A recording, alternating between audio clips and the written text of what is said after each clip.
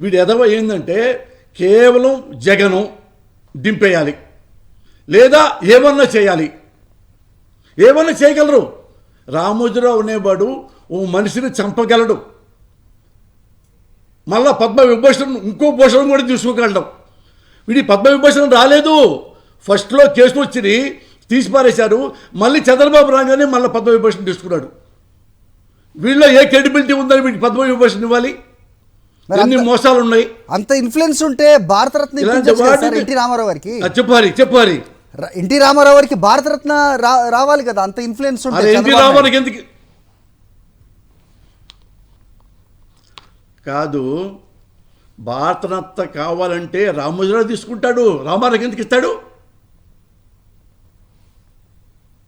భారతరత్న అతనికి ఇష్టం, అది కూడా ఇవ్వచ్చు. చెప్పలేదు, ఆశ్చర్యం మనం ఆశ్చర్యపడక్కలేదు. ఎందుకంటే వీడు నిన్న జగన్ పేరు రాశాడు, ఏది ప్రజా రాజ్యాంగం దాని తొంగలో దొక్కి ప్రజాస్వామ్య ప్రమాణాలకి ఈయన ఏదో చేసేసా గోతులు పెట్టేశాడంట ఎవరు జగన్మోహన్ రెడ్డి. నేను అంటాను మా ముసలోడిని, ఒరే ముసలోడా, జగన్మోహన్ రెడ్డి గారి దగ్గర 23 ఎమ్మెల్యేలని కోట్ల డబ్బులు పెట్టి చంద్రబాబు నాయుడు కొనేసుకున్నాడు కదా, వాళ్ళలో 4 మంత్రులు చేశారు కదా, అప్పుడు నీ తలకాయ ఎక్కడ పెట్టుకున్నావురా? మొలకాయలో పెట్టుకున్నావా రామోజీరావు? పేపర్లో రాయలేదు వాడు ఎదవని? మరి రాయలేదే.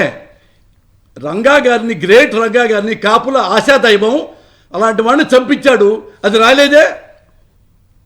నువ్వు రాయవురా, నీకు వాడు ఫ్రెండు.